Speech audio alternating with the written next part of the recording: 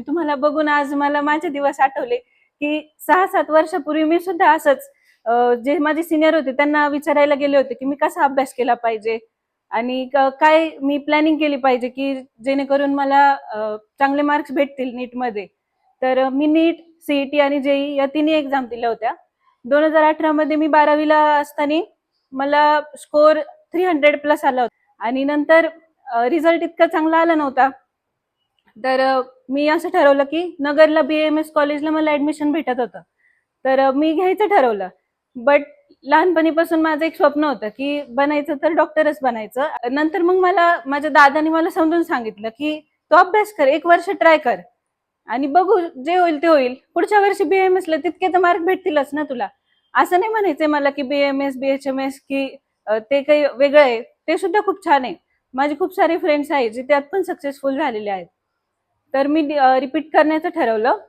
तुम्ही तुमच्यावरती विश्वास राहू दे, तुम्ही पण करू शकता. मला जेव्हा 300 मार्क्स पडले तेव्हा मला पण असं वाटलं होतं की मी करू नाही शकणार. पण जर आपण आपल्यावर विश्वास ठेवला तर आपण करू शकतो. आणि मेन म्हणजे मला असं वाटतं त्यावेळेस मला एक बेनिफिट होता की माझ्याकडे मोबाईलच नव्हता. आता मला कळते की जेव्हा माझ्याकडे मोबाईल आलाय मी किती डिस्ट्रॅक्टेड असते. पण मोबाईल नसणं हाच मला बेनिफिट वाटतोय. 3 वर्षात एकही दिवस क्लास बुडवला नव्हता आणि रोज क्लासला जायचे. नीटसाठी एनसीईआरटी बुक्स फॉलो केले होते आणि तुम्ही जेवढं 1 वर्ष वेट करशाल आणखी तितकं 1 वर्ष आपल्या आई बाबांना जास्त काम करावं लागणार आहे. हा विचार लक्षात राहू द्या. आपण सगळे सामान्य कुटुंबातून आलेले विद्यार्थी आहे आणि त्यामुळे आपण जाणीव ठेवूनच रोज क्लासला आलं पाहिजे. आणि किती जरी मोबाईलचा जमाना आला किंवा टेक्नॉलॉजीचं जग आलं तरी सक्सेसचा एकच मार्ग आहे. सिंपल गोष्टी, ओल्ड गोष्टी वेळेस फक्त डेली करायच्या कन्सिस्टंटली. याशिवाय दुसरा पर्यायच नाही. आणि फक्त तुम्ही विश नका करू की मला हे कॉलेज भेटलं पाहिजे किंवा हे सीट भेटलं पाहिजे. मनात अशी म्हणजे गॉड गिफ्टेड असणं किंवा आपण म्हणतो की माझा फ्रेंड खूप हुशार आहे म्हणून त्याला मार्क्स पडतात, तसं मला तरी वाटतं तसं काही नसतं. एक्सेप्शन्स असतील, पण जी व्यक्ती मेहनत करते आणि तुम्हाला काही माहित नसेल की ती अभ्यास करता, पण अभ्यास करणारा पुढे जातो म्हणजे जातोच. तुम्ही मेहनत करा, मेहनतीचं फळ तुम्हाला नक्की भेटेल. आता नाही पण नंतर भेटेलच. प्लस तुम्ही वीकली टेस्ट देता, तर त्या टेस्टचे जे ॲव्हरेज मार्क्स असतात तेच मार्क्स मोस्टली आपल्याला फायनलला भेटतात. मला 500 ते 550च्या मध्ये मार्क्स भेटायचे वीकली टेस्टला. आपला जो प्लॅन आहे त्याच्यावर विश्वास राहू द्या.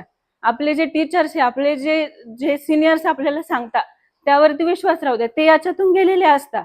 आपण नवीन असतो, पण त्यांनी किती बॅच पाहिलेले असतात, किती विद्यार्थी पाहिलेले असतात. त्यांना माहित असतं की एक्झामला काय येणार आहे. आपण जो एवढा सिलेबस करतो तो एक्झामला येतच नसतो. 80-20 नावाचा रूल असतो. जर 20% अभ्यास केला त्यातून आपल्याला 80% सक्सेस भेटते. तर तो 20% काय असतो कोर अभ्यास, ते आपल्याला आपले टीचर्स सांगतात. म्हणून त्यावरती तुम्ही लक्ष राहू द्या. आणि डेली एमसीक्यू सॉल्व्ह झालेच पाहिजे. फिजिक्स आणि केमिस्ट्रीचेच नाही, बायोलॉजीचे पण. आपल्याला असं वाटतं की मी हा चॅप्टर वाचलाय, मला ते जमतं, पण जेव्हा तुम्ही एमसीक्यू सॉल्व्ह करायला घेशाल तेव्हा तुम्हाला कळेल की नाही भाई, ही सिली मिस्टेक झाली. आणि जर चुका झाल्या एक्झाम मध्ये किंवा वीकली टेस्ट मध्ये तर नाराज नका होऊ. मी तर उलट खुश व्हायचे की बरे आता चुकून गेला, आता एक्झामला नाही चुकणार, चुकू द्या. साठी सर मी एच.सी. वर्मा बुक वापरलं होतं आणि एनसीईआरटी पण वाचलं होतं.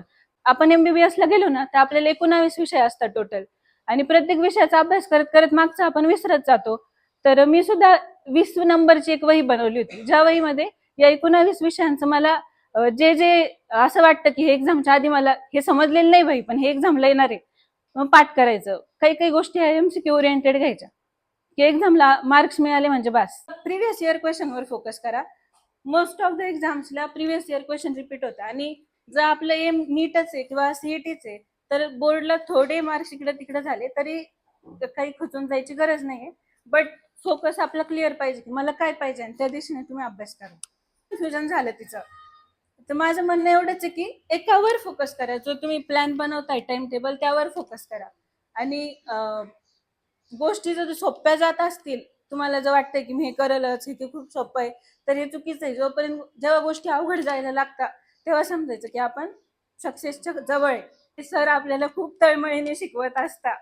हे तुम्हाला आत्ता कळणार नाही, पण तुम्ही जेव्हा मोठे होशाल किंवा सरांनी एवढे माझे एवढे होशाल तेव्हा कळेल आपल्याला की सर जे सांगत होते आपल्याला ते किती इम्पॉर्टंट होतं. वेळेतच आपण समजून घेतलं असतं तर आपल्याला तेव्हाच रिझल्ट भेटला असता. आणि लिटरली सांगते ही 2 वर्षाची मेहनत तुम्हाला लाईफ टाईमचा आनंद देईल. कधी जर रात्री उशिरा अभ्यास जर करत असेल मी, तर मला असं वाटायचं की जाऊ दे, हे उद्या करू आपण, की थोडासा 1 तास नाही केला झोपून घेऊ. झोपायचे ना, क्लास कॉलेज सगळं अटेंड करता करता थकून जातो आपण रात्रीपर्यंत. पण मग तेव्हा असं वाटायचं की त्या सीटसाठी आता कोणीतरी दुसरा अभ्यास करत असणार आहे. जर तो अभ्यास करू शकतो तर मी का नाही. तुमच्या टेबलवर तुमचा गोल लिहिलेला पाहिजे की मला हे पाहिजेच आहे आणि ते मी मिळवूनच राहणार. पाहिलंय जे सीईटी लिहू शकतं, पण एनसीईआरटी मध्ये मोस्टली कन्सेप्च्युअल दिलेलं आहे आणि सिलेबस सुद्धा थोडा वेगळा आहे. तर जर तुला नीट करायचे असेल तर एनसीईआरटीच्या बुक्सवर फोकस कर. पण एनसीईआरटी शिवाय नीटला पर्यायच नाही. एनसीईआरटी बेसिक आहे त्याचं.